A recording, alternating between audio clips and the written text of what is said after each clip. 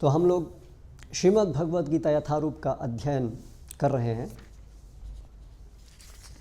पिछली बार प्रथम श्लोक लिया था, भगवद गीता का प्रथम श्लोक लिया था। अभी हम लोग कुछ जो ऐसे श्लोक हैं जिसमें कि मुख्य बिंदु को सार रूप में प्रकट किया गया है, ऐसे श्लोकों को पहले हम ले रहे हैं। पूरा हर श्लोक नहीं ले रहे हैं।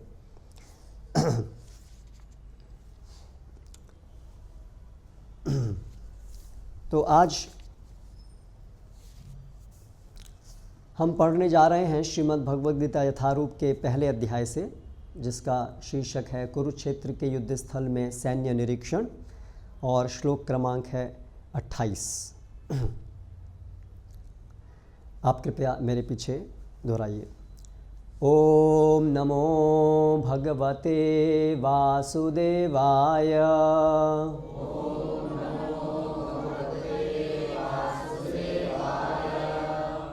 ओम नमो भगवते वासुदेवाय।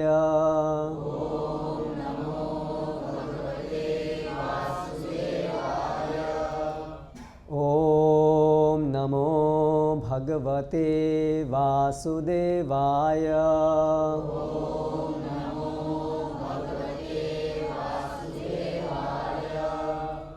अर्जुन उवाच दृष्ट्वेमं स्वजनं कृष्ण युयुत्सुं समुपस्थितं सीदन्ति मम गात्राणि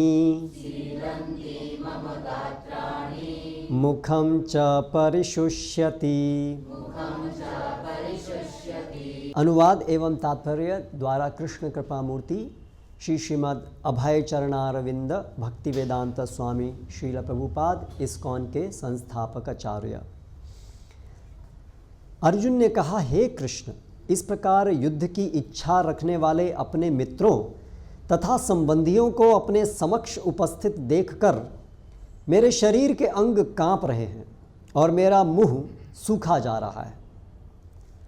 तात्पर्य: यथार्थ भक्ति से युक्त मनुष्य में वे सारे सद्गुण रहते हैं जो सत्पुरुषों या देवताओं में पाए जाते हैं, जबकि अभक्त अपनी शिक्षा तथा संस्कृति के द्वारा भौतिक योग्यताओं में चाहे कितना भी उन्नत क्यों न हो, इन ईश्वरीय गुणों से विहीन होता है।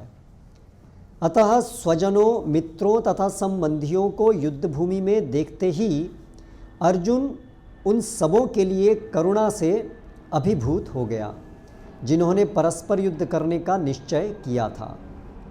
जहाँ तक उसके अपने सैनिकों का संबंध था, वह उनके प्रति प्रारंभ से दयालु था, किंतु विपक्षी दल के सैनिकों की आसन्न मृत्यु को देखकर वह उन पर भी दया का अनुभव कर रहा था। और जब वह इस प्रकार सोच रहा था तो उसके अंगों में कंपन होने लगा और मुंह सूख गया। उन सबको युद्धाभिमुख देखकर उसे आश्चर्य भी हुआ। प्राय सारा कुटुंब, अर्जुन के सगे संबंधी उससे युद्ध करने आए थे। यद्यपि इसका उल्लेख नहीं है, किंतु तो भी सहज अनुमान लगाया जा सकता है कि न केवल उसके अंग कांप रहे थे और मुंह सूख रहा था, अपितु वह दयावश रुदन भी कर रहा था। अर्जुन में ऐसे लक्षण किसी दुर्बलता के कारण नहीं, अपितु हृदय की कोमलता के कारण थे, जो भगवान के शुद्ध भक्त का लक्षण है। अतः कहा गया है, यस्यास्ति भक्तिर्भगवत्य किंचन सर्वै गुणैस्तत्र समासते सुराः हराव भक्तस्य कुतो महद्गुणा मनोरथेना सति धावतो बहिः। जो भगवान के प्रति अविचल भक्ति रखता है, उसमें देवताओं के सद्गुण पाए जाते हैं, किंतु जो भगवत भक्त नहीं है, उसके पास भौतिक योग्यताएं ही रहती हैं जिनका कोई मूल्य नहीं होता। इसका कारण यह है कि वह मानसिक धरातल पर मंडराता रहता है और ज्वलंत माया के द्वारा अवश्य ही आकृष्ट होता है। श्रीमद् भागवतम 5:18-12। ओम ज्ञानतिमिरान्धस्य ज्ञानञ्जनशलाकया चक्षुरुन्मीलितं येन तस्मै श्रीगुरवे नमः। श्रीचैतन्यमनोभीष्टं स्थापितं येन भूतले स्वयं रूपः कदा मह्यं ददाति स्वपदान्तिकम्। वन्देऽहं श्रीगुरौ श्रितः पदकमलं श्रीगुरून् वैष्णवांश्च श्रीरूपं साग्रजातं सहगणरघुनाथान्वितां तं सजीवं साद्वैतं सावधूतं परिजनसहितं कृष्णचैतन्यदेवं श्रीराधाकृष्णपादान् सहगणललिता श्रीविशाखान्वितांश्च। जय श्री कृष्ण चैतन्य प्रभु नित्यानंद श्री अद्वैत गदाधर श्रीवासादि गौरभक्तवृंद। हरे कृष्णा कृष्ण कृष्ण हरे हरे, हरे राम राम राम हरे हरे। अर्जुन ने कहा, हे कृष्ण, इस प्रकार युद्ध की इच्छा रखने वाले अपने मित्रों तथा संबंधियों को अपने समक्ष उपस्थित देखकर मेरे शरीर के अंग कांप रहे हैं और मेरा मुंह सूखा जा रहा है। जैसा आप सभी को विदित है, श्रीमद् भगवद गीता किस परिस्थितियों में सुनाई गई, उसका छोटा सा विवरण केवल यहाँ पर मैं दूंगा।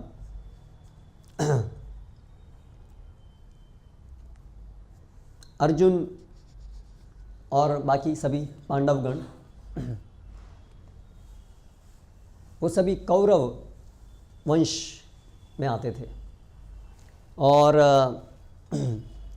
उनके पिता पांडु थे। पांडु सम्राट थे। धृतराष्ट्र उनसे बड़े थे, लेकिन क्योंकि धृतराष्ट्र जन्म से अंधे थे इसलिए उनको राज्यभार नहीं दिया गया और पांडु को दिया गया। लेकिन पांडु की मृत्यु जल्दी हो गई, तब तक ये सभी पांडव बालक थे और फिर ये सभी बालकों को धृतराष्ट्र ने संभाला और धृतराष्ट्र के अपने पुत्र थे, सबसे बड़े उसमें दुर्योधन। लेकिन धृतराष्ट्र हमेशा से उनके मन में ये विचार बना रहा कि मेरे पुत्रों को राज्य अधिकार मिलना चाहिए। और दुर्योधन जो उनका पुत्र था, और अधिकतर जो पुत्र थे एक के अलावा, वो सभी दुर्बुद्धि थे, क्योंकि भगवान से और भगवान के भक्तों से ईर्ष्या करते थे, इसलिए वो अधर्मी थे। और उन्होंने अनेक प्रकार से अधार्मिक तरीकों से साजिशें की कि पांडव जो हैं मर जाएं, लाक्षाग्रह और जहर दे करके, और अनेक अनेक प्रकार से प्रयास किए। लेकिन मारे कृष्णा राखे की, राखे कृष्णा मारे की, ये एक बंगाली में कहावत है कि जब कृष्ण जिसको मारना चाहते हैं तो उसको कोई बचा नहीं सकता है, और जब भगवान किसी को बचाना चाहते हैं तो उसको कोई मार नहीं सकता है। तो सभी जो पांडव थे वो हमेशा स्वभाव से भगवान के भक्त थे और भगवान का आश्रय ग्रहण किए हुए थे। इसीलिए भगवान ने उनका संरक्षण किया। और फिर एक द्यूत क्रीड़ा, और उसमें भी छल के द्वारा शकुनी की सहायता से दुर्योधन इत्यादि उन्होंने उनका सारा राज्यपाट छीन लिया और द्रौपदी का वस्त्र हरण करने का प्रयास किया, और इस प्रकार अंततः वनवास में पांडव गए। और वापस उस वनवास के बाद वापस आने पर जब उन्होंने अपना अधिकार मांगा तो दुर्योधन ने साफ मना कर दिया। पांडवों ने आधा राज्य देने के लिए कहा तो भी मना कर दिया। और भगवान कृष्ण स्वयं गए कि ठीक है, वो लोग क्षत्रिय हैं तो कम से कम 5 गांव दो। तो दुर्योधन ने उसके लिए भी मना कर दिया कि एक सुई की नोक के ऊपर जितनी ज़मीन रह सकती है उतनी भी नहीं दे सकता। तो इस प्रकार से ऐसी परिस्थितियों में अभी युद्ध होना अवश्यम भावी हो गया, क्योंकि वैदिक संस्कृति के अंतर्गत हर एक व्यक्ति का एक कर्तव्य होता है जो उसके स्वभाव के द्वारा निर्दिष्ट होता है। इस प्रकार से समाज के अंदर 4 प्रकार के 4 वर्ग हैं, ब्राह्मण, क्षत्रिय, वैश्य, शूद्र। और ये गुण कर्म के अनुसार हैं, अंततः जन्म के अनुसार नहीं। तो क्योंकि पांडव क्षत्रिय थे और क्षत्रियों का धर्म है राज्य करना, धर्म की रक्षा करते हुए प्रजा का ध्यान रखना, तो इसलिए उनके लिए अनिवार्य था कि उनकी कोई प्रजा हो, उनका कोई राज्य हो, छोटा ही हो भले ही। तो इसलिए कुछ 5 गांव की मांग की गई थी, लेकिन वही मना करने पर अभी युद्ध के अलावा और कोई चारा नहीं रहा था। तो ऐसी परिस्थितियों में फिर बड़ा संग्राम की तैयारी हुई। लगभग पूरा विश्व जो है वो 2 भाग में बढ़ गया। कुछ लोग दुर्योधन की तरफ थे और कुछ पांडवों की तरफ। और जब वहाँ कुरुक्षेत्र में ये युद्ध अभी होने जा रहा है तो वहाँ का ये अभी वर्णन चल रहा है। इस श्लोक से जो हमने आज पढ़ा उससे पहले के कुछ श्लोक पहले अर्जुन ने भगवान कृष्ण को संबोधित करते हुए ऐसा बोला, सेनयोर उभयोर मध्ये रथम स्थापय में अच्युत। हे अच्युत, अच्युत मतलब भगवान श्री कृष्ण को अच्युत भी कहते हैं, क्योंकि वो कभी माया शक्ति के प्रभाव में नहीं आते हैं जैसे हम लोग सभी आते हैं। इसलिए च्युत, च्युत मीन्स जिनका पतन हो सकता है, अच्युत जिनका कभी पतन नहीं हो सकता है। हे अच्युत, कृपा करके मेरा रथ दोनों सेनाओं के बीच में ले चलें, जिससे मैं यहाँ उपस्थित युद्ध की अभिलाषा रखने वालों को और शस्त्रों की इस महान परीक्षा में जिनसे मुझे संघर्ष करना है उन्हें देख सकूं। तो ऐसी प्रार्थना अर्जुन करते हैं, क्योंकि भगवान श्री कृष्ण ने अर्जुन का सारथी बनना स्वीकार किया था। क्योंकि दोनों ही लोग उनके संबंधी थे तो उन्होंने निश्चय किया कि मैं खुद युद्ध नहीं करूँगा, एक तरफ मेरी सेना होगी, एक तरफ मैं होऊंगा, लेकिन मैं युद्ध नहीं करूँगा। और भगवान कृष्ण के पास दोनों जाते हैं, दुर्योधन और अर्जुन। तो भगवान उस समय विश्राम कर रहे होते हैं और दुर्योधन जो है वो पहले पहुंचते हैं और उनके शिराने के पास खड़े हो जाते हैं जाकर के। अर्जुन बाद में आते हैं और चरणों के पास जाके खड़े होते हैं। तो जब भगवान कृष्ण के नेत्र खुलते हैं तो सबसे पहले वो अर्जुन को देखते हैं। तो दुर्योधन बोलता है पहले तो मैं आया था। तो भगवान बोले कि मेरी नज़र तो पहले अर्जुन के ऊपर पड़ी, तो पहले अर्जुन मांगे, उसको क्या मांगना है। 2 में से एक चीज़, एक तरफ सेना है, एक तरफ मैं हूँ, लेकिन मैं युद्ध नहीं करूँगा। तो दुर्योधन सोचता है कि अभी तो ये सेना ही मांग लेगा, लेकिन अर्जुन मांगते हैं भगवान श्री कृष्ण को। यत्र योगेश्वर कृष्ण, जहाँ कृष्ण है वहाँ विजयी है। तो दुर्योधन जो है वो सेना प्राप्त करते हैं और पांडव जो हैं भगवान श्री कृष्ण, और भगवान श्री कृष्ण युद्ध नहीं करते हैं और वो सारथी बनते हैं। तो अर्जुन सबसे पहले प्रार्थना करते हैं कि आप कृपया मुझे, मेरा रथ दोनों सेनाओं के बीच में ले जाइए। मैं देखना चाहता हूं कि कौन कौन मुझसे युद्ध करने के लिए आए हैं, मुझे किनसे युद्ध करना है। मुझे उन लोगों को देखने दीजिए जो यहाँ पर धृतराष्ट्र के दुर्बुद्धि पुत्र दुर्योधन को प्रसन्न करने की इच्छा से लड़ने के लिए आए हुए हैं। और फिर संजय कहते हैं, अभी संजय जो है वो हस्तिनापुर में ये पूरा वृत्तांत लाइव टेलीकास्ट देख रहे हैं, क्योंकि वो व्यासदेव के पुत्र हैं, शिष्य हैं, और इसके कारण उनको ये शक्ति प्राप्त है कि वो जो कुरुक्षेत्र में जो चल रहा है उसको यथारूप देख करके और वो धृतराष्ट्र को बता रहे हैं। तो संजय कह रहे हैं, हे भरतवंशी, अर्जुन द्वारा इस प्रकार संबोधित किए जाने पर भगवान कृष्ण ने दोनों दलों के बीच में उस उत्तम रथ को लाकर खड़ा कर दिया। भीष्म, द्रोण तथा विश्व भर के अन्य समस्त राजाओं के सामने भगवान ने कहा कि हे पार्थ, यहाँ पर एकत्र सारे कुरुओं को देखो। अर्जुन ने वहाँ पर दोनों पक्षों की सेनाओं के मध्य में अपने चाचा, ताऊओं, पितामहों, गुरुओं, मामाओं, भाइयों, पुत्रों, पौत्रों, मित्रों, ससुरों और शुभ चिंतकों को भी देखा। तो दोनों तरफ जब उन्होंने देखा तो सभी उनके सगे संबंधी ही उनको दिखाई पड़े। जब कुंती पुत्र अर्जुन ने मित्रों तथा संबंधियों की इन विभिन्न श्रेणियों को देखा तो वह करुणा से अभिभूत हो गया और इस प्रकार बोला। तो अभी यहाँ पर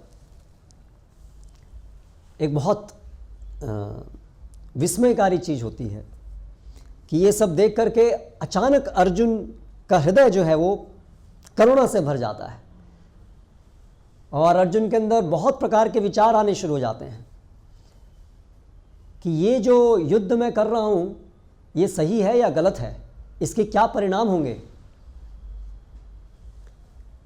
और उनका हृदय पूरा करुणा से भर जाता है और युद्ध करने की सारी इच्छा समाप्त हो जाती है।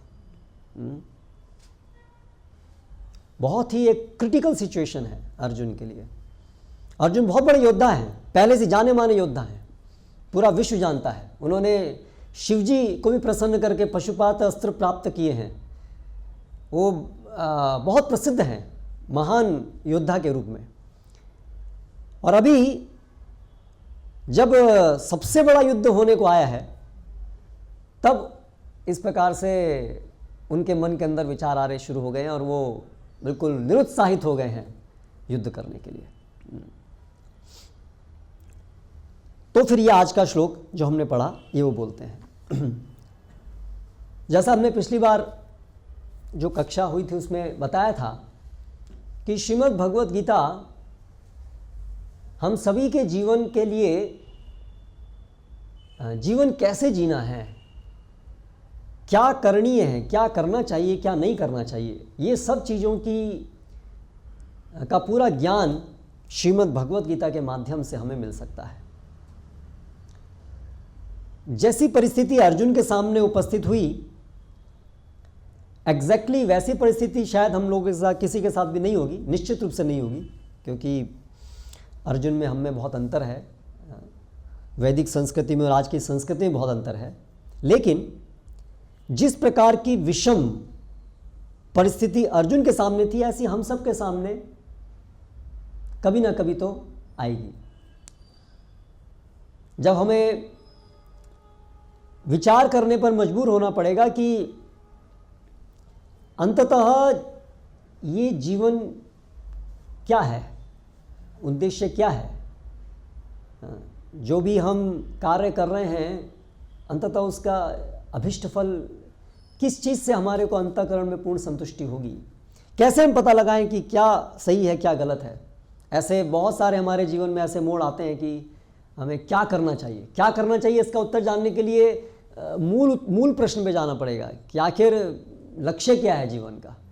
उसको पता करने से हम समझ सकते हैं कोई भी चीज़ में कि इस परिस्थिति में मुझे ये क्या करना चाहिए। जब हमें लक्ष्य ही नहीं पता है अंततः तो फिर हम किस आधार पर निर्णय लेंगे कि हमें क्या करना चाहिए। और ये ज़्यादातर हम लोगों की सबकी स्थिति है। हमारा जन्म हुआ, यहाँ पर आप लोग जो ज़्यादातर लोग बैठे हुए हैं 30 साल, 25, 30, 40 ऐसे आयु है। आप सोचिए इतनी लंबी हमारी आयु निकल गई। इतना महत्वपूर्ण प्रश्न कि आखिर हमें अंततः क्या प्राप्त करना है। इतना महत्वपूर्ण प्रश्न आज तक कितने लोगों ने हमसे पूछा या हमारे दिमाग में आया? हमने से कितने लोगों ने इसके लिए प्रयास किया? हमने बहुत सारी चीज़ जान ली, बहुत सारे प्रश्न उत्तर किए, बहुत सारी परीक्षाएं पास की, लेकिन जैसे पिछले अभी चर्चा की थी, बहुत जो महत्वपूर्ण आधारभूत प्रश्न हैं उनको कभी हमने ध्यान ही नहीं दिया। और विशेष रूप से आजकल का जो आधुनिक समय है वो इस प्रकार से गठित हो रहा है अधिक से अधिक कि कोई भी व्यक्ति गहराई में सोचता ही नहीं है। थोड़ा सा इस बात पे आप विचार कीजिए कि जीवन शैली हमारी ऐसी होती जा रही है कि हम लोग कोई भी ऐसे गहरे प्रश्न को सोचने का ना तो हमारे पास समय है, ना हमारे पास उस प्रकार की एक मानसिक वातावरण कभी मिल पाता है, ना उसको प्रेरणा देने वाले कोई लोग हमारे आसपास में हैं जिससे कि कभी इस प्रकार के प्रश्नों के ऊपर भी विचार किया जाए, ये प्रश्न भी उठे। आजकल हम में से हम सभी लोग लगभग अपना बहुत अधिक समय अपने मोबाइल फ़ोन्स को देखने में व्यतीत करते हैं, और बड़ों से ज़्यादा बच्चे करते हैं। करेक्ट? अलग अलग फॉर्म्स में, वीडियो गेम्स के लिए या उसके लिए इसके लिए। क्या आप जानते हैं कि ये सब जो मीडिया है उसको एक विशेष साइकोलॉजिकल साइंस को ध्यान में रख कर के ये मीडिया डेवलप हुआ है। प्राइमरी गोल है कि बहुत सारे जो इंडस्ट्रीज़ के अंदर अलग अलग प्रोडक्ट्स बन रहे हैं उनकी अधिक से अधिक सेल्स होनी है। कंज्यूमर्स, हम सबको उसको कंज्यूमर्स बन के खरीदना है। इस उद्देश्य से बहुत सारे कॉमर्शियल्स अलग अलग माध्यम से हम तक पहुंचते हैं और हमें वो सब चीज़ों को हम आंख बंद करके खरीदते रहें बिना सोचे कि वास्तव में इसकी मुझे ज़रूरत है कि नहीं है, ये मेरे लिए लाभप्रद है कि नुकसानदायक है। इसका विचार किए बिना हम जो सामने आया सो खरीदते रहें, ऐसी मेंटालिटी क्रिएट की जाती है मीडिया के द्वारा। क्योंकि इतना तेज़ी से एक के बाद एक अलग अलग चीज़ें आती हैं कि आपकी जो ब्रेन वेव्स हैं वो एक अलग अलग प्रकार की ब्रेन वेव्स होती हैं। अल्फ़ा वेव्स होती हैं, बीटा वेव्स होती हैं। तो एक प्रकार की वेव्स होती हैं जो हमारे जब हम डीप स्लीप में होते हैं तो एक प्रकार की वेव्स जनरेट होती हैं। तो लगभग उसी प्रकार की वेव्स जनरेट होती हैं जब हम बहुत तेज़ी से उन चीज़ों को बदलता हुआ देखते हैं। तो उसके कारण हम जो भी हमको दिखाया जा रहा है वो सही है गलत है, इसके ऊपर विचार करने की शक्ति खत्म हो जाती है और पूरी तरह से धीरे धीरे हम जो भी दिखाया जा रहा है, जो भी संदेश आ रहा है, हम उसको पूरा ग्रहण करते रहते हैं। और इस उद्देश्य से अंततः एक बड़ा बदलाव यह आता है कि एक भौतिकतावादी, उपभोक्तावादी विचारधारा बनती है, कंज्यूमरिस्टिक। हमें लगता है मेरे पास बहुत कमी है, मेरे पास बहुत कमी है, चाहे जितना भी हमारे पास है, लेकिन वो ऐड जो हमें दिखाए जाते हैं और जो संदेश जो पूरा उससे आता है उसको हमको लगता है मेरे पास ये भी नहीं है, मेरे पास वो भी नहीं है, मेरे पास ये भी नहीं है, वो भी नहीं है, और जिनके पास है वो कितने सुखी हैं। तो कहीं ना कहीं हमारे मन के अंदर वो सब चीज़ों को प्राप्त करने की इच्छाएं, अनगिनत इच्छाएं उत्पन्न होती हैं और फिर उसी ऐसे ही उधेड़ बुन में उसको खरीदने के लिए, अधिक से अधिक पैसा कमाने के लिए, देखा देखी करने के लिए हम भागते रहते हैं। तो ये इतना महत्वपूर्ण और गहरे प्रश्न करने का समय और ये शांति मानसिकता कहाँ से आएगी। और ये प्रोग्रामिंग शुरू हो जाता है बहुत बच्चे से। आजकल माता पिता दोनों जॉब करते हैं, तो बच्चे जब रोते हैं, उनको कुछ चाहिए, तो क्या करते हैं, एक मोबाइल उनके हाथ में थमा देते हैं, है ना, क्योंकि खुद उनको टाइम नहीं है, इसलिए ये देखो, है ना। और वो जो सब प्रोग्राम्स बनाने वाले हैं वो कुछ लोग हैं जिनको पैसा कमाना है, जिनको बच्चों को अभी से ही लत पड़वा देनी है, जिससे कि पूरी ज़िंदगी वो उनके प्रोडक्ट्स खरीदते रहेंगे। और हमने अपने बच्चों को उनके सुपुर्द कर दिया, आप इनका प्रोग्रामिंग करो, आप इनके गुरु बनो, है ना। हमारे पास टाइम नहीं है हमारे बच्चों के लिए, ठीक है। और शुरू से उनका इस प्रकार से प्रोग्रामिंग शुरू हो जाता है। कितना बड़ा नुकसान हम लोग ये कर रहे हैं। भारत भूमि में हमारा जन्म हुआ है, बहुत विशेष पुण्य करने के कारण यहाँ जन्म हुआ है। हालांकि भारत भूमि भी अभी बहुत प्रदूषित होती जा रही है पाश्चात्य कुसंस्कृति के प्रभाव से। फिर भी आज हमने अभी ये कार्यक्रम कर रहे हैं और आप इतने लोग आ रहे हैं, ये भी बहुत बड़ी बात है। ये दिखाता है कि इतना दुष्प्रभाव होने के बाद भी मुसलमान लोग आकर के 400, 500, 600 साल तक शासन किए। उसके बाद अंग्रेज आए और अभी अंग्रेज़ों से भी अधिक ये media, internet and all that. उसके बाद भी ऐसा जब कार्यक्रम होता है कि भगवत गीता पे कुछ हम कर रहे हैं, कुछ हरे कृष्ण कीर्तन कर रहे हैं, तो फिर भी कुछ लोग तो आते हैं। ये बड़ी बात है, ये दिखा रहा है कि अभी भी चिंगारी है, अभी थोड़ी सी उसको बल देंगे तो जग जाएगी। और 100 साल निकल जाएंगे, 50 साल निकल जाएंगे तो और मुश्किल होगा। आज से अगर 50 साल पहले जाएं तो अधिकतर लोग गाँव में रहते थे, और गाँव में शाम के समय में और सुबह के समय में सब लोगों का समय होता था भगवत गीता, रामायण, महाभारत सुनने में, गाने के लिए, इसके लिए समय होता था। लेकिन आज की परिस्थिति बहुत बदल गई है ना। तो और आने वाले जैसे समय जाएगा वैसे परिस्थिति बहुत तेज़ी से बदल रही है। लेकिन बिंदु जो मैं कहना चाह रहा हूँ वो ये कि बहुत दुर्भाग्य की बात है कि हम सब भारतीय, जिनके पास ये धरोहर है, जिनका कार्य न केवल अपना जीवन सार्थक करना बल्कि अन्यों का जीवन भी सार्थक करना, परमार्थ करना होना चाहिए, हम लोग पाश्चात्य जगत के लोगों के जीवन की नकल उतारने में लगे हुए हैं। डार्विन ने बोला कि हम सब बंदरों से आए हैं, तो भारत के लोग तो लगता है बंदरों से ही आए हैं। वो तो बिल्कुल नकल करने में परफेक्ट हैं, है ना। हर चीज़ की नकल हम लोग कर रहे हैं। लेकिन उससे जो पाश्चात्य जगत में समस्याएं हैं वो सब की सब समस्याएं भारत में भी आ रही हैं।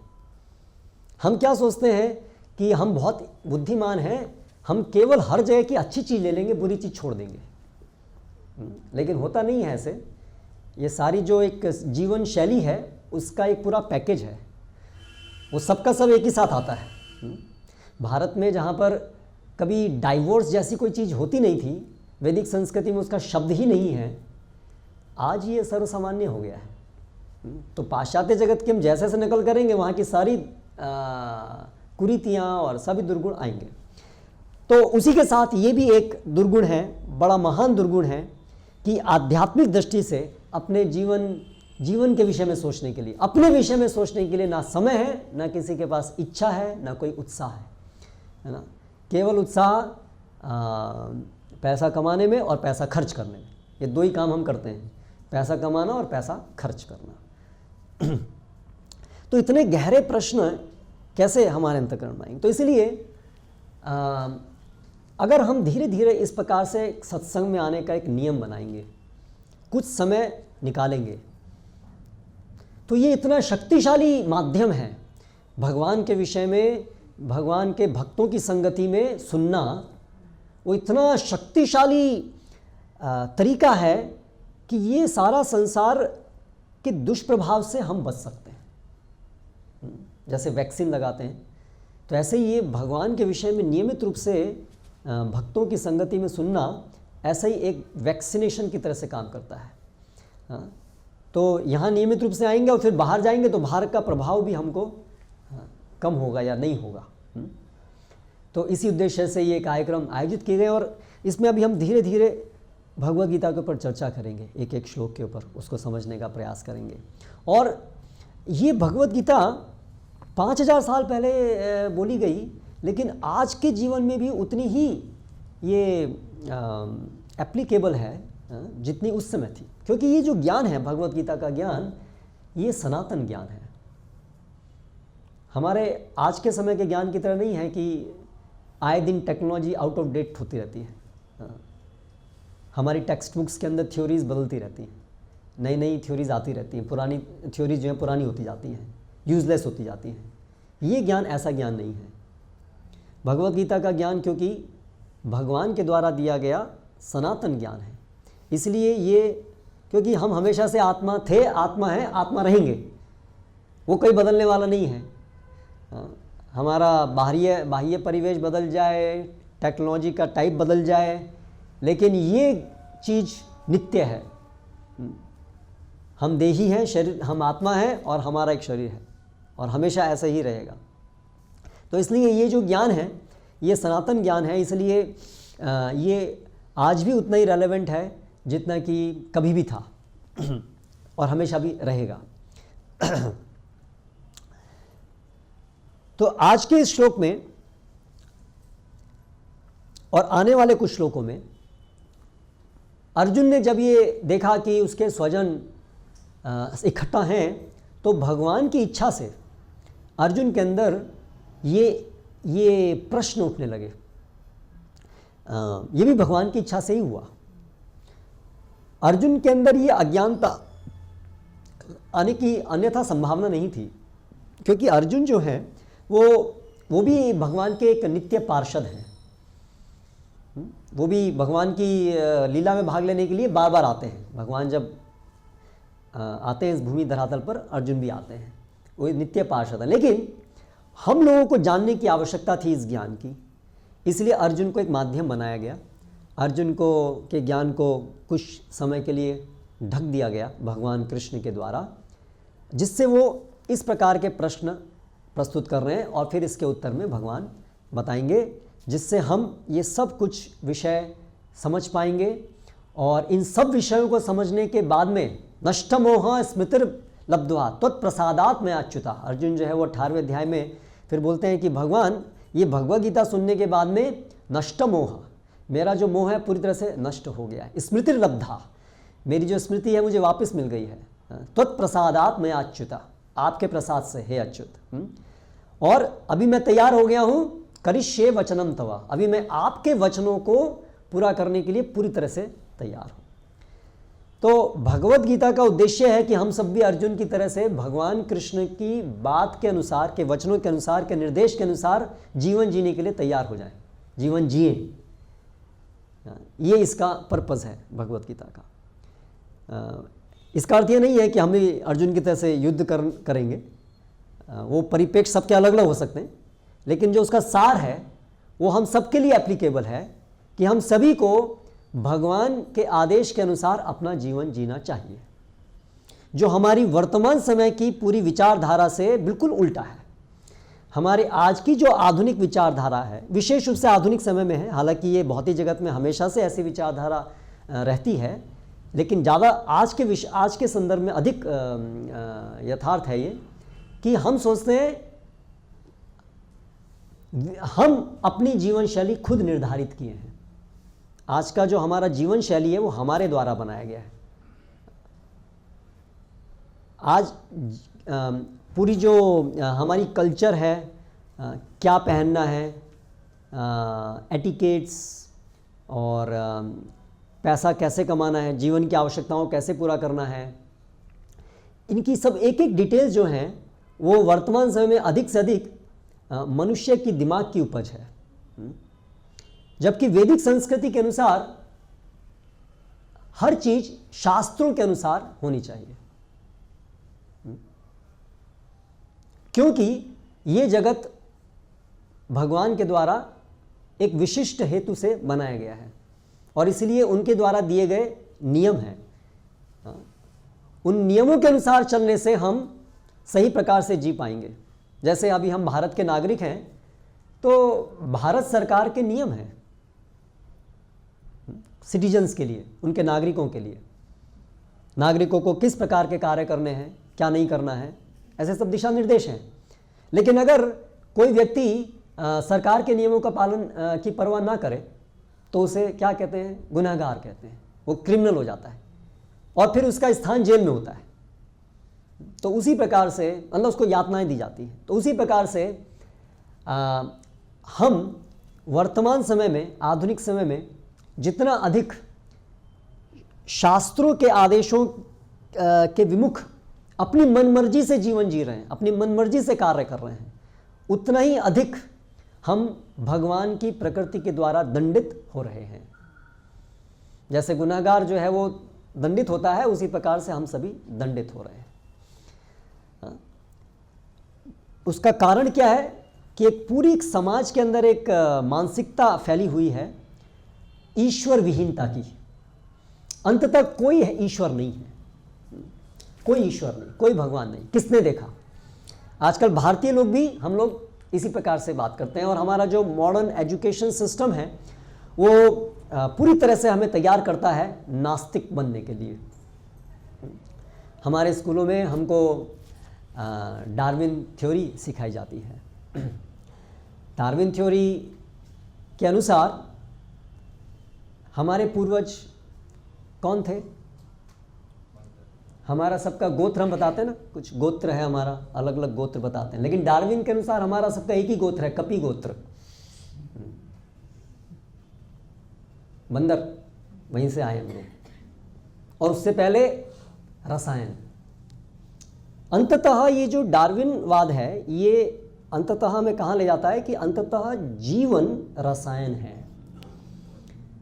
जीवन अंततः केवल जड़ पदार्थ हैं, यानी जीवन जैसी कोई चीज़ वास्तव में है ही नहीं। ये तो केवल क्षणिक लक्षण हैं जो जड़ पदार्थ में ही जीवन जैसे लक्षण प्रस्तुत होते हैं, जीवन जैसे, like life, but in reality there is no life. अंततः सब जड़ है। इसलिए भगवान तो कोई अर्थ, उसका तो कोई अस्तित्व है ही नहीं। आत्मा जैसी कोई चीज़ का अस्तित्व नहीं है। सब अंततः जड़ हैं और ये जड़ पदार्थ ही जड़ पदार्थों को नियंत्रित करने वाले जो जड़ नियम हैं, लॉज ऑफ नेचर, जो ऐसे ही अपने आप से बन गए हैं और उनके द्वारा सब ट्रांसफॉर्मेशन, सब अलग अलग बदलाव हो रहा है। और ये पूरा जो अलग अलग स्पीसीज़, अलग अलग जो योनियाँ बनी, मतलब योनियाँ तो संस्कृत में कहेंगे, लेकिन चलिए अलग अलग प्रकार की जातियाँ हैं, अलग अलग पेड़ पौधे हैं, वो सब एक के बाद इस प्रकार से इवॉल्व हुए हैं रसायनों से। और हम सब प्रगति कर रहे हैं, है ना, हम सब प्रगति कर रहे हैं। इसलिए जैसे समय जा रहा है जो भी कुछ हो रहा है वो प्रगति का सूचक है,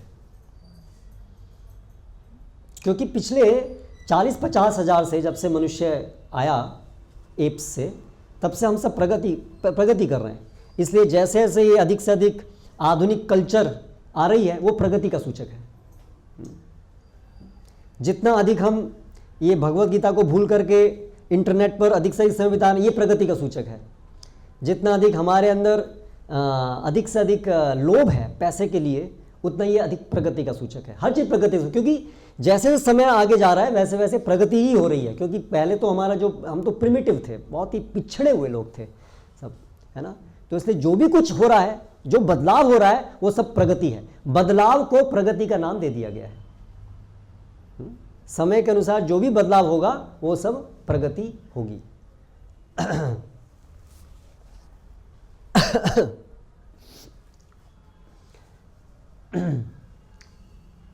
तो इस प्रकार से हमारे शिक्षा के द्वारा पूरी तरह से एक ईश्वर विहीन समाज बनता जा रहा है। और इस ईश्वर विहीन समाज के अंदर भगवान ही जब नहीं है तो भगवान के आदेशों का, नियमों का पालन करने का तो कोई प्रश्न ही नहीं उठता है।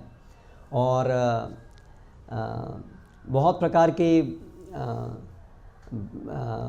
भ्रांत धारणाएं फैलाई जाती हैं साइंस के नाम पर, विज्ञान के नाम पर, कि साइंस ने प्रूव किया है कि कोई भगवान नहीं है इत्यादि। और ये आने वाले इन कक्षाओं में हम इन सब विषयों के ऊपर चर्चा करें कि हम कैसे माने कि भगवान है, जब हम भगवान को देख तो नहीं सकते हैं।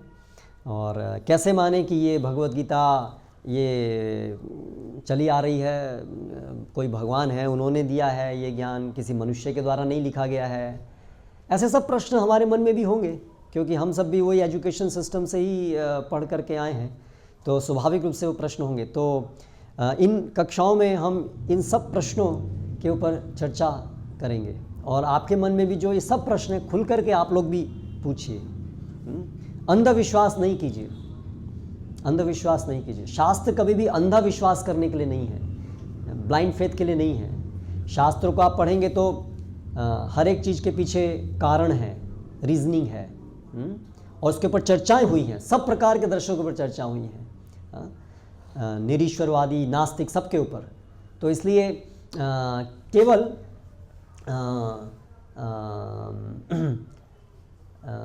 हमें अपनी बुद्धि से समझने का इसको प्रयास करना है। तो आप ये सब प्रश्न जो भी आपके मन में आते हैं समय समय पर आप उनको पूछिए, हम उनका उत्तर देने का प्रयास करेंगे। तो इस प्रकार से ये जो एक ईश्वर विहीन माहौल उत्पन्न हुआ है, उसके कारण एक ऐसी पूरा माहौल पैदा हुआ है कि मन मर्जी से जो मन में आए वो करो, जस्ट डू इट। कोई और देखने वाला नहीं है, कोई और साक्षी नहीं है, जैसा है वैसा करो। तो इस प्रकार के दौर में हम लोग चल रहे हैं। तो अभी यहाँ पर अर्जुन को भगवान ने कुछ समय के लिए इस अज्ञानता में डाला, और अर्जुन ये सब प्रश्न एक एक करके कर रहे हैं। तो सर्वप्रथम वो कह रहे हैं कि अभी मेरा मुंह पूरा सूखा जा रहा है और मेरे हाथ से गांडीव, वास्तव में अर्जुन जिसने शपथ ली थी कि कोई अगर मुझे बोलेगा कि गांडीव नीचे रख दो तो मैं उसको मार दूंगा, अभी वो अर्जुन ने खुद अपना गांडीव नीचे रख दिया, ऐसी परिस्थिति हो गई।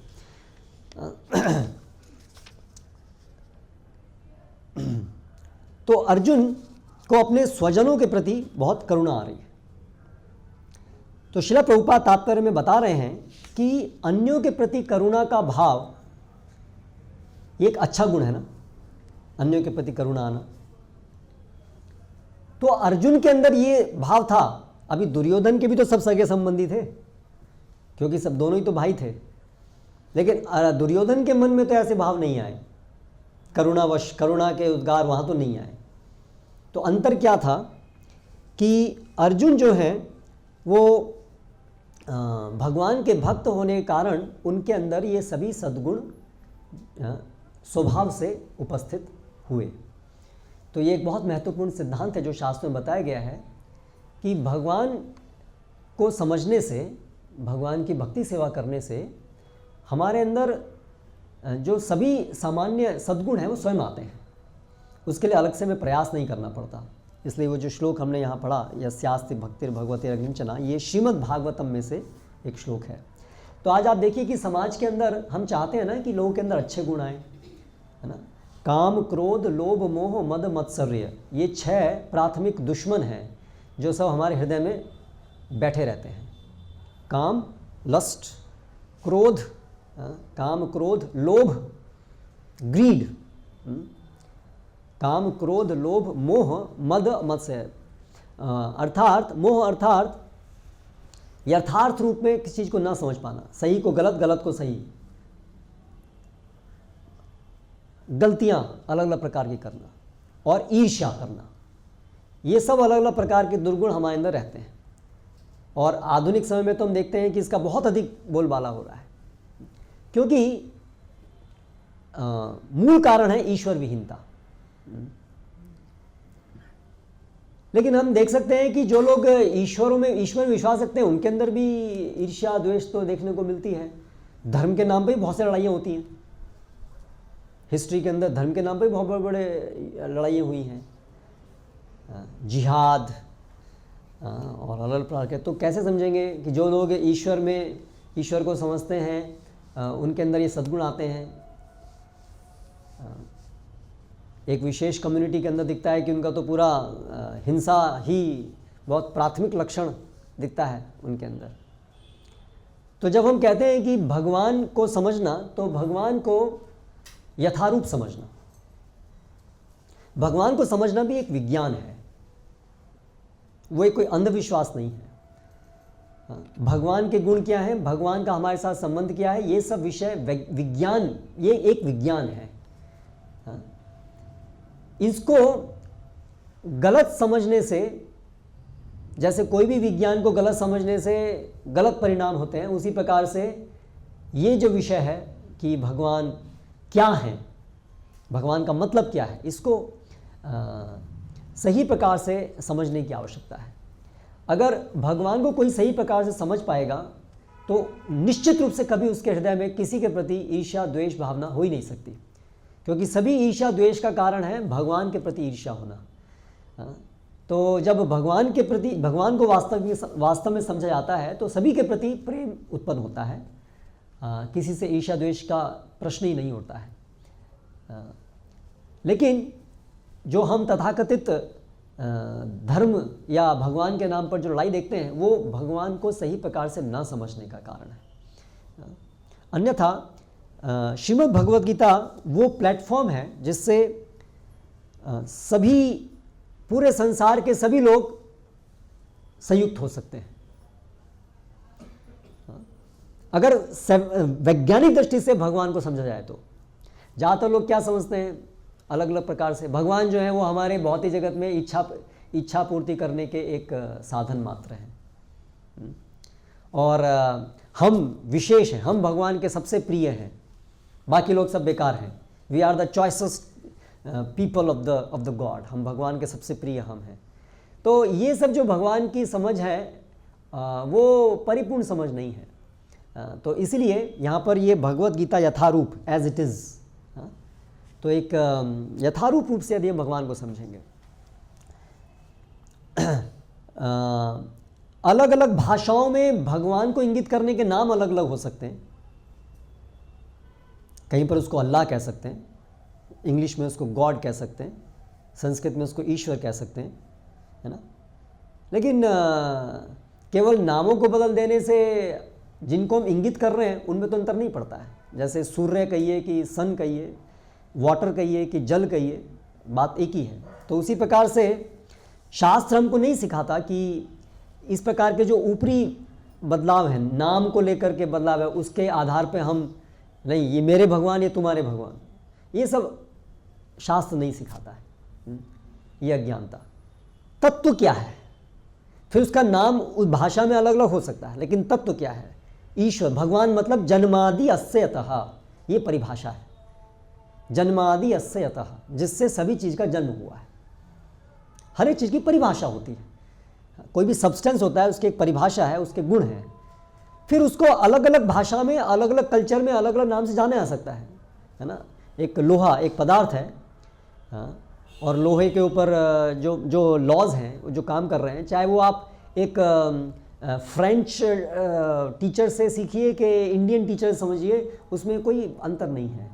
तो उसी प्रकार से हमारे शास्त्र हमको भगवान एक वैज्ञानिक दृष्टि समझने की समझाते हैं। वैज्ञानिक यहाँ पर अर्थात तर्क संगत यथार्थ तत्व को देखते हुए, अंधविश्वास से नहीं, तत्व को समझते हुए। और जब तत्व को समझेंगे तो फिर ये भगवान के नाम पर लड़ाइयाँ खत्म हो जाएंगी, क्योंकि भगवान एक ही है। भगवान परिभाषा से दो हो ही नहीं सकते, क्योंकि भगवान का मतलब क्या हुआ? जन्मादि अस्य अतः, हर चीज़ जिससे आई है। जब हर चीज़ आ गई तो और दो कहाँ से रह गए? भगवान दो कैसे हो सकते हैं? तो इस प्रकार से यथारूप चीज़ों को समझने में ये सब जब गलत फहमी जाएंगी तो हम देखेंगे कि ये सब मन मुटाव और ये सब चीज़ें अपने आप सब चली जाती हैं। इसलिए कहा गया है कि जो भगवान को सही प्रकार से समझते हैं उनके अंदर सभी अच्छे गुण स्वतः उत्पन्न होते हैं।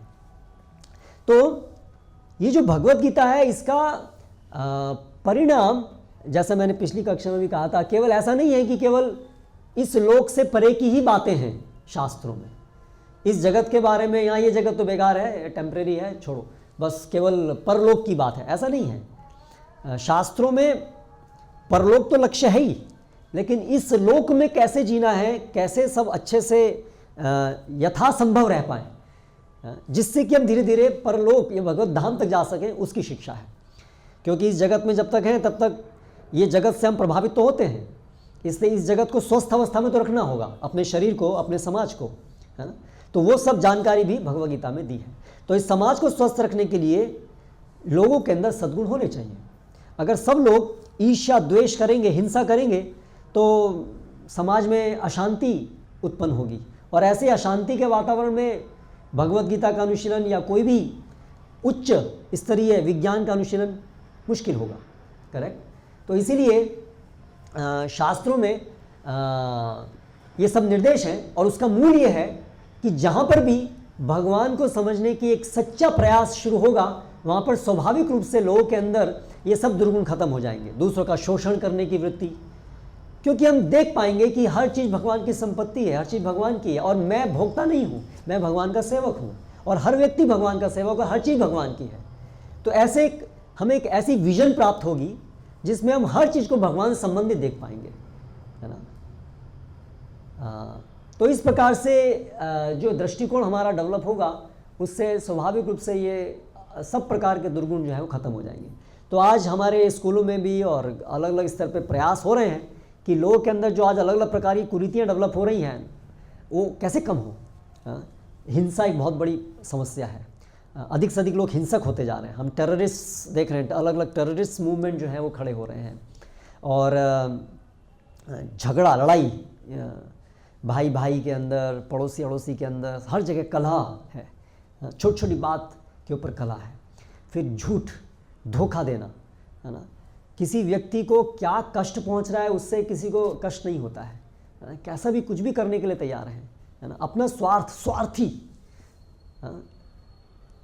इवन बच्चे भी स्वार्थी हो गए हैं कि माता पिता के लिए भी उनके हृदय में मान सम्मान करुणा नहीं है। स्वार्थ की अति हम देख रहे हैं, है ना। ये सारे के सारे दुर्गुण आज देख रहे हैं। ऐसे समाज में कैसे हम शांति से सुख से रह सकते हैं? हमको ये नहीं पता कि हमारे आस पड़ोस वाला कब हमारी कमर में छुरा भोंक दे। सब लोग तैयारी बैठे हैं कैसे एक्सप्लॉइट किया जाए। तो ऐसे में तो हमेशा चिंताग्रस्त ही रहना पड़ेगा, है ना। हमेशा चिंता है, पता नहीं कब कौन चोरी करे, कब कौन लूट ले, कब कौन धोखा दे, और कौन पता नहीं कौन अपने ही घर वाले लोग भी कर सकते हैं, करते हैं।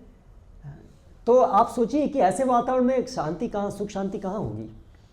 और ऐसे वातावरण में फिर ये भगवत गीता और ये सब विषयों के लिए बहुत मुश्किल है। तो इसका एक सरलतम उपाय है, यदि सभी जगह पर ये जो विषय है, भगवान क्या हैं, हम कौन हैं, इसकी एक साइंटिफिक, एक वैज्ञानिक दृष्टि से यदि इस विषय के ऊपर लोग समझने का प्रयास करेंगे या इसको बढ़ावा दिया जाएगा, तो समाज के अंदर ये कुरीतियाँ अपने आप खत्म हो जाएंगी स्वाभाविक रूप से। क्योंकि जितना अधिक हम भगवान से अपने को दूर करते हैं उतनी ही कुरीतियाँ आती हैं। हम अपने को, ये जो पूरा जगत है, ये इसको कंपार्टमेंट अलग अलग करके देखते हैं। इसको एक पूरा, ये सब कुछ भगवान और भगवान की शक्तियां हैं, और हम भी उसमें भगवान की शक्ति हैं। तो एक यूनिफाइड विजन आती है। लेकिन अभी हम क्या देखते हैं, मैं अलग हूं और ये बाकी सब अलग है, इसलिए मैं इसका अगर शोषण कर लूंगा तो आई विल एंजॉय। हम ये नहीं जानते कि मैं भी इसी का ही एक भाग हूं, इस पूरे का। तो मैं उसका शोषण करूंगा मतलब कहीं ना कहीं मैं अपना ही शोषण कर रहा हूं, क्योंकि ये कनेक्टेड है, जुड़े हुए हैं। और अंततः कहीं पर भी हम जहां पर भगवान के विरुद्ध जा रहे हैं, भगवान का के आदेश का पालन नहीं कर रहे हैं, तो मैं अपने पैर पे कुल्हाड़ी मार रहा हूं। जैसे कोई भी गुनहगार यदि सरकार के नियम का पालन नहीं करता तो उसको उसका पनिशमेंट मिलना है। तो इस प्रकार की आधारभूत चीज़ें आवश्यक हैं आज समाज के अंदर, कि ये ABCD है, ये सबसे पहले इसकी जानकारी दी जानी चाहिए। इसलिए शास्त्रों में कहा गया है कौमारम आचरित प्राज्ञा, 5 साल की आयु से ये शुरू होना चाहिए। तो इसलिए हम काफ़ी लेट हैं, लेकिन फिर भी ये ज्ञान जब से हमको प्राप्त हो, तो आप देखेंगे अपने जीवन में जैसे जैसे आप इस ज्ञान को अनुशीलन करेंगे, तो जिन कुरीतियों से आप निकलने का प्रयास करते रहे हैं बहुत बहुत सालों से, वो सब आपके हृदय से छूमंतर हो जाएंगी। काम, क्रोध, लोभ, मोह, मद, मत्सर्य, ये जो हरे कृष्ण महामंत्र और ये जो भगवत गीता चर्चा है, वो एक शुद्धिकारक, एक मेडिसिन की तरह से है, औषधि की तरह से है, जिससे सारी हमारे हृदय निर्मल हो जाएगा। और ये प्रैक्टिकली आप देख सकते हैं। इसलिए हम इसको विज्ञान, इसे शास्त्र में ये वैदिक साइंस है, ये विज्ञान है। जैसे विज्ञान के अंदर हम अनुसंधान करते हैं कोई भी, तो उसके अलग अलग हम प्रकट रूप से देख पाते हैं कि इसका ये परिणाम हुआ, हमने देखा। तो उसी प्रकार से ये जो श्रीमद् भगवद गीता का ये भी एक विज्ञान है। आप यदि इसका अनुसरण करेंगे तो आप स्वयं अपने जीवन में देखेंगे जो यहाँ लिखा हुआ है कि ऐसे ऐसे होगा, वो आपके जीवन में होगा, वो बदलाव होंगे। हाँ, तो सबसे पहला बदलाव क्या है? चेतो दर्पण मार्जनम भव महादावाग्नि निर्वापनम। क्या बताया गया है कि जब हम भगवान के विषय में सुनना शुरू करते हैं भक्तों के मुख से, तो सबसे पहले क्या होगा? सबसे पहला परिणाम हो क्या मिलेगा? चेत दर्पण मार्जनम। हमारे हृदय का जो दर्पण है, दर्पण रूपी जो हमारा हृदय है, उसका मार्जन होगा, उसकी सफाई होगी। अभी हमारे हृदय के अंदर ये सब प्रकार के बहुत कल्मश है, अलग अलग प्रकार की ये काम क्रोध लोभ मोह मद मत्सर्य है, हमारी अलग अलग प्रकार की गहरी आसक्तियां हैं टेम्परेरी चीज़ों के प्रति, और कोई ज्ञान नहीं है भगवान के विषय में, हमारा भगवान से क्या संबंध है। इस प्रकार के सब कल्मश हमारे हृदय में घुसे हुए हैं। तो जब हम ये हरि नाम लेते हैं, जब हम भगवान का नाम लेते हैं, जब हम भगवान के वचनों को सुनते हैं, तो हमारा हृदय में आप देखेंगे धीरे धीरे ये सब कल्मश निकलेगा। जैसे कल्मश निकलेगा, भव महा दावाग्नि निर्वापनम। दावाग्नि, इस भौतिक जगत को दावाग्नि भी कहा गया है। दावाग्नि, जंगल की आग। जैसे जंगल के अंदर बांस, स्पेशली बांस का जंगल जहाँ होता है, तो वहाँ पर गर्मी के समय में अपने आप आग लग जाती है, क्योंकि बांस में घर्षण होता है हवा चलने से, और फिर अपने आप वहाँ अग्नि प्रज्वलित हो जाती है और पूरे गांव में पूरे जंगल में आग लग जाती है।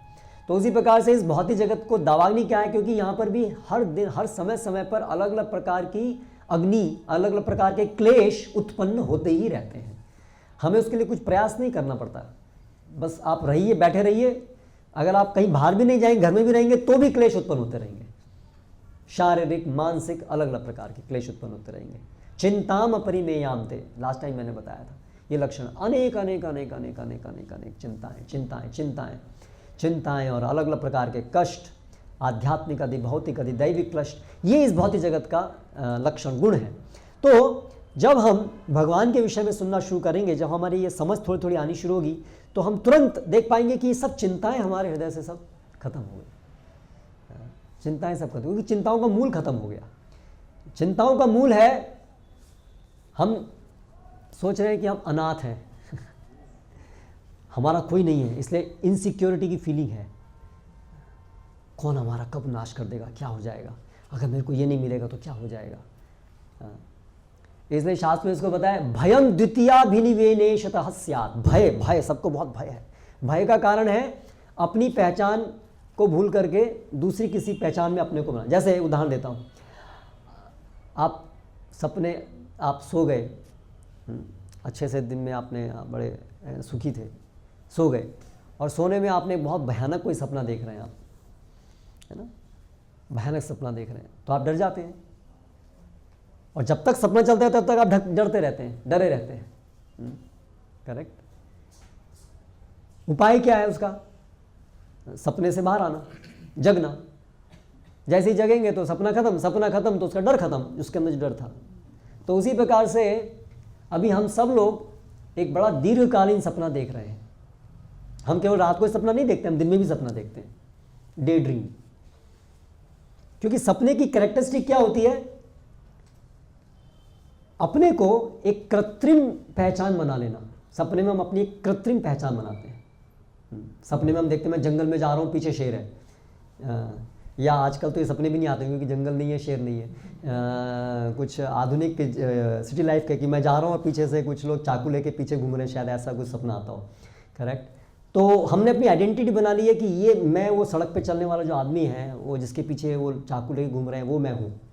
उसकी वजह से डर हो रहा है ना हमको, है ना। तो उसी प्रकार से अभी हम सब ने अपनी पहचान बना ली है कि मैं ये हड्डी मांस का बना हुआ ये जो शरीर है, ये मैं हूँ। और इसलिए हमको बहुत डर लगता है, क्योंकि ये शरीर में तो बहुत प्रकार की समस्याएं आती रहेंगी, ये तो नश्वर है। इसलिए हमेशा एक तो भय है, मैं मरने वाला हूँ, एक दिन मरने वाला हूँ, एक दिन मरने वाला हूँ, जबकि मैं मरता नहीं हूँ, वास्तव में मरते नहीं है। लेकिन क्योंकि हमने पहचान बना ली है, इस शरीर से जो मरता है तो हमेशा हमको भय रहता है, मरने का भय सबसे बड़ा भय है। लेकिन जो व्यक्ति जान ले कि वो तो मरना नहीं है, इसको रियलाइज़ कर ले, केवल थ्योरेटिकली नहीं, उसको साक्षात्कार करे, उसके लिए शुद्धि चाहिए, उसके लिए आपको ये सब अनुशीलन चाहिए। ऐसा नहीं केवल थ्योरेटिकल जानने से काम चल जाएगा, लेकिन वो साक्षात्कार करने से फिर ये भय खत्म हो जाएगा। ये एक उदाहरण है।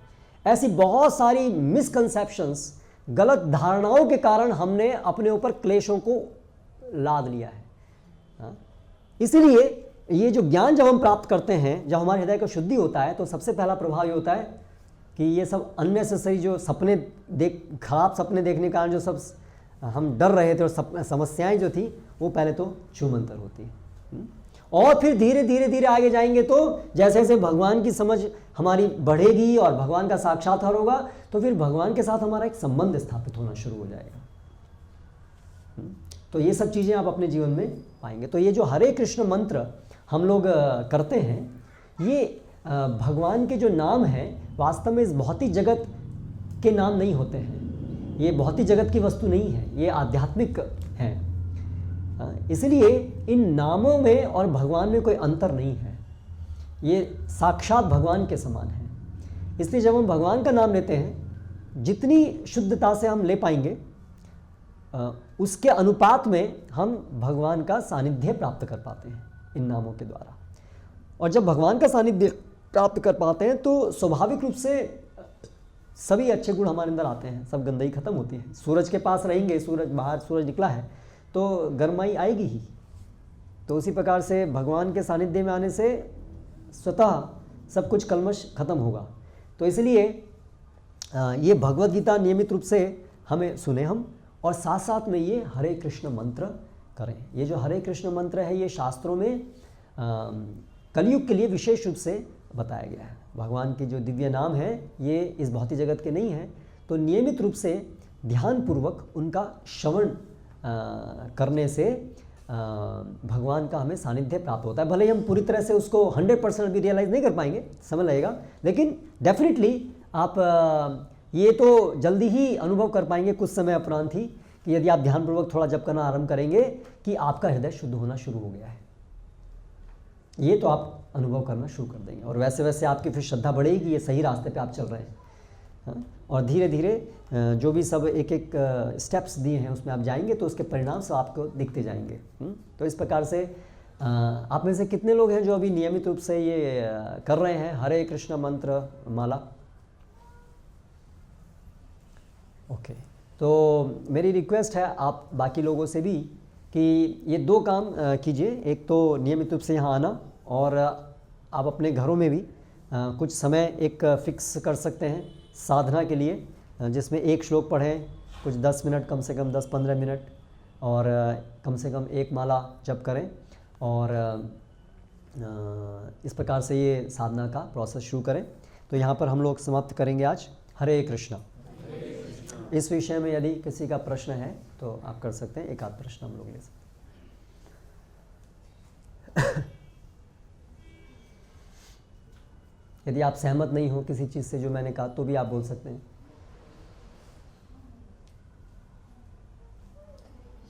हरे कृष्ण। सनातन मतलब सदा से चला आने वाला। यस। तो ये हिंदू धर्म जो है, ये संस्कृति हमारी, ये सदा से चली आ रही है। तो प्रश्न है कि सनातन का अर्थ है जो हमेशा से चला आ रहा है, तो जो हिंदू संस्कृति है क्या वो हमेशा से चली आ रही है? आधुनिक इतिहास के अनुसार भी हिंदुइज्म वो संसार का सबसे पुराना रिलीजन है। लेकिन जो हमारे आधुनिक इतिहास या आधुनिक जो समझ में जो हिंदू धर्म है, वो सनातन धर्म का एक बिगड़ा हुआ रूप है। जो आज हम जिसको हम हिंदुइज्म कह रहे हैं, वो एग्जैक्टली वो शास्त्रों की संस्कृति का बिगड़ा हुआ रूप है। जो शास्त्रों की जो संस्कृति है वो है सनातन धर्म। तो सनातन धर्म सनातन है, वो हमेशा से ही रहता है। सृष्टि का जब जब सृजन होता है तब से हमेशा सनातन धर्म रहता है।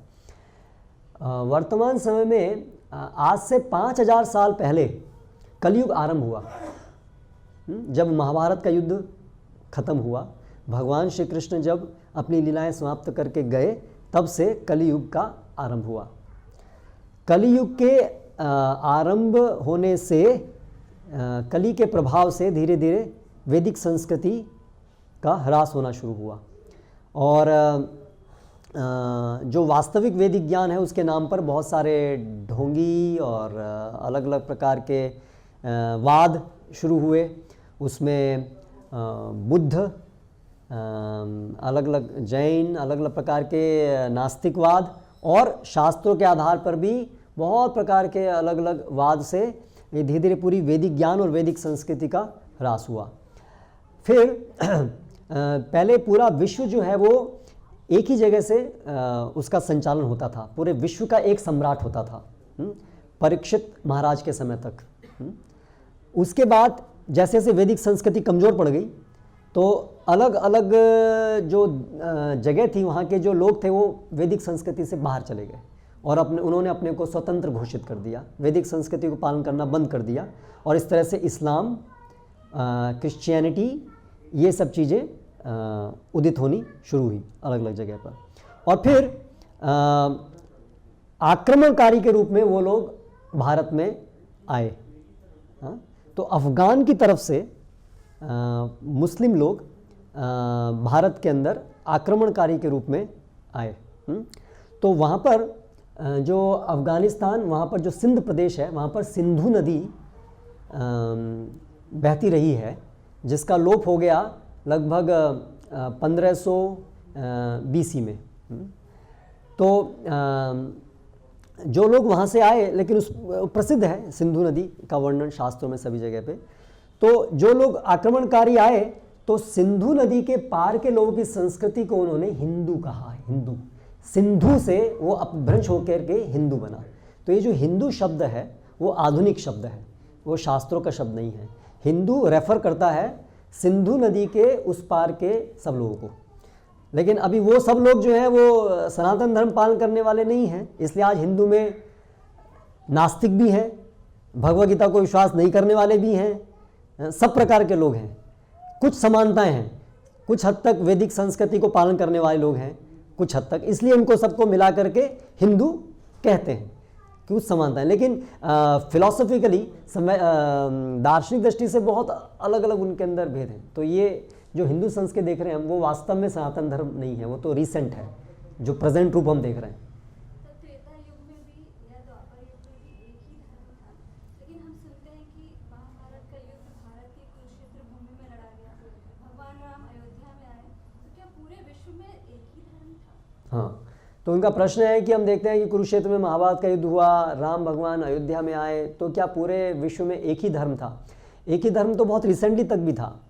अगर आप आधुनिक इतिहास भी देखेंगे तो क्रिश्चियनिटी, आज जो सबसे बड़े 3 धर्म हैं तथाकथित धर्म, तो उसमें क्रिश्चियनिटी, इस्लाम और हिंदुइज्म। तो ये सब इस्लाम, क्रिश्चियनिटी जो है तो 2000 ईश चल रहा है ना अभी 2021। तो जीसस क्राइस्ट आए और उससे पहले जो जेहोवा और उससे पहले जो उनका जूस, वहाँ से वो उसका शुरू हुआ। तो यानी कि ये सब महाभारत के युद्ध के बाद की बात हो रही है, लगभग 3000 साल पहले की बात हो रही है। महाभारत का युद्ध है 5000 ईयर्स, 5000 साल पहले। तब तक एक ही सम्राट था, पूरे में वैदिक संस्कृति थी पूरे विश्व भर के अंदर। इसलिए आज भी संस्कृत भाषा के अंश सभी भाषाओं में पाए जाते हैं। पूरे विश्व के अंदर गणेश और अलग अलग डेटीज़ जो है वो साइबेरिया, रशिया के अंदर भी मिलती हैं। इंडोनेशिया के अंदर अंकोर वाट के अंदर पूरा विष्णु मंदिर है, बहुत बड़ा। वो आज इस्लामिक कंट्री है लेकिन वहाँ बहुत बड़ा विष्णु मंदिर है। तो इस तरह से पूरे विश्व के अंदर वैदिक संस्कृति के अवशेष मिलते हैं। तो ये पूरे विश्व के अंदर वैदिक संस्कृति थी और ये सनातन धर्म सब जगह था, लेकिन ये ह्रास होते होते हैं। जैसे अभी कुछ समय पहले तक पाकिस्तान भी भारत के अंदर ही था, अभी वो कट के अलग निकल गया, करेक्ट। तो इसी प्रकार से धीरे धीरे ये ह्रास हो। और कलयुग में वर्णन है कि कलयुग जैसे आगे जाएगा तो वैदिक संस्कृति के अवशेष केवल गंगा नदी के तट पर रह जाएंगे, बस सुकड़ते सुकड़ते।